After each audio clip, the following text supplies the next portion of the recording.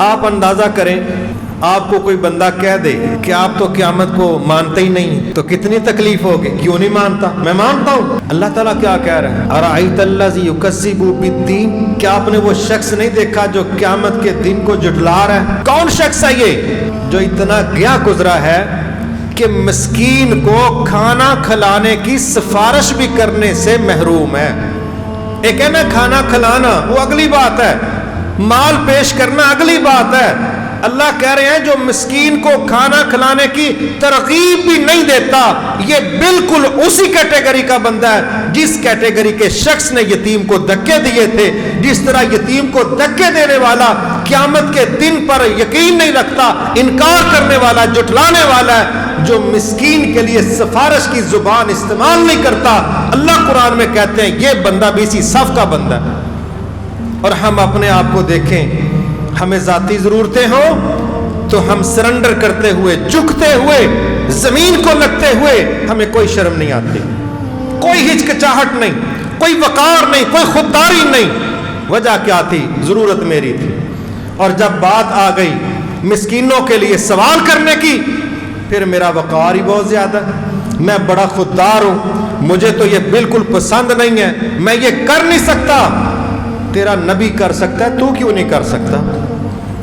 تیرے نبی نے تو ایک دفعہ نہیں عمر گزار دی ان لوگوں کے لیے دوڑ دھوپ کرتے ہوئے۔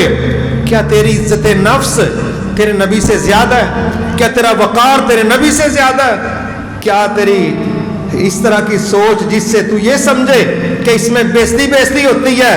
ہمارے نبی نے کوئی کام ہمیں بےزتیوں والا بتایا ہی نہیں، ہمیں صرف وہ کام بتائے ہیں جو بےزتیوں سے بچاتے ہیں۔ اللہ کے نبی کہہ رہے ہیں من تواضع للہ بل رفعہ اللہ۔ آپ کہتے ہیں میں کہہ رہا ہوں جو اللہ کے لیے عاجزی اختیار کرے گا اللہ اس کو بلند کرے گا، اور جس کو اللہ بلند کرے اس کو کوئی نیچے نہیں کر سکتا۔ لہٰذا میرے محترم بھائیوں، ان لوگوں کے لیے سفارش کرنا، ہمارے درجنوں رشتہ دار ہیں، دوست ہیں، گلی محلے میں لوگ رہ رہے ہیں، اللہ نے ان کو وسائل دیے ہیں، انسان ہے، اس کو ترغیب چاہیے، اس کو تحریض چاہیے، اس کو دلیل چاہیے، اس کو ماحول چاہیے، اس کو حوصلہ افزائی چاہیے۔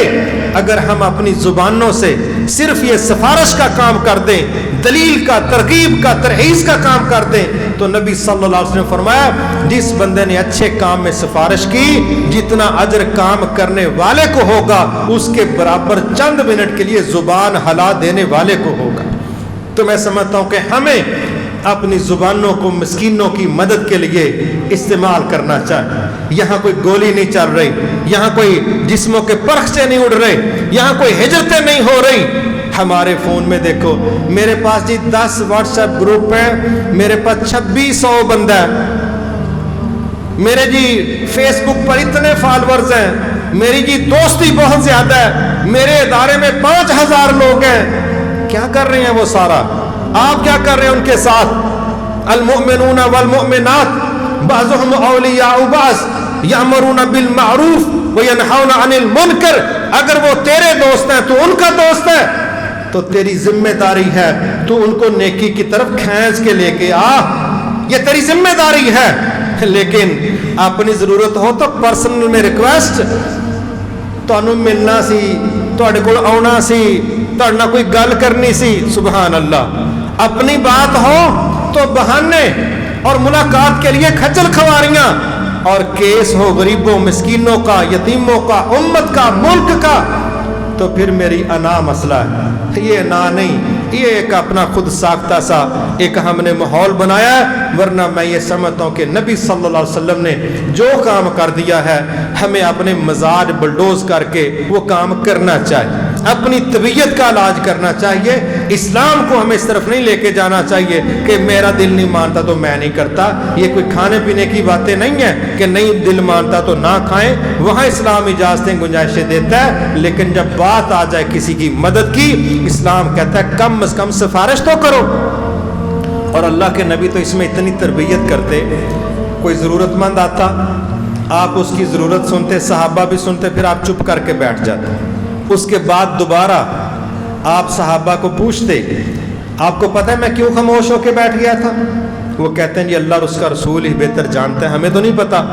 آپ فرماتے میں اس لیے چپ کر کے بیٹھ گیا ہوں تاکہ تم میں سے کوئی اس کی سفارش کر دے، جو اللہ چاہے گا اپنے نبی کی زبان پر فیصلہ جاری کروا دے گا، مگر صرف سفارش کی وجہ سے اللہ تمہیں بیٹھے بٹھائے اجر کا حصے دار بنا دے گا۔ یہ تربیت ہے کہ ہماری کوشش ہونی چاہیے کہ یار اچھے لب و لہجے کے ساتھ، اچھے طریقے کے ساتھ ہم خیر کے کام میں اپنے رشتہ داروں کو، دوستوں کو، گلی محلے کے لوگوں کو ہم 2 منٹ کا 4 منٹ کا فون کر کے یہ کہہ دیں کہ یار اس وقت وہ لوگ تکلیف کے اندر ہیں، ہمیں ان کی مدد کے لیے اپنا کردار ادا کرنا چاہیے۔ وہ کر دیں گے تب بھی اجر ہے، واللہ نہیں کریں گے آپ کا اجر ضائع نہیں جائے گا۔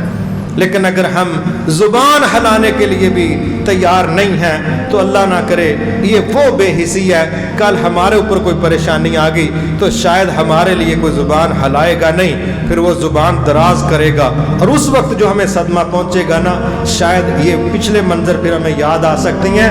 اس لیے اللہ تعالیٰ رحم فرمائے، دنیا کے ترقی یافتہ ممالک بھی جب قدرتی آفات آئی ہیں وہ ان کے سامنے ٹھہر نہیں سکے۔ سنا ہی ہے نا، یہ سونامی آ گئی، یہ فلاں آ گیا، فلاں آ گیا، تو جب قدرتی آفات آتی ہیں وہاں حکومتیں فیل ہو جاتی ہیں، مگر ہر بندہ اپنے اندر کے احساس پر استطاعت کے مطابق اپنے کردار کا پابند ہے۔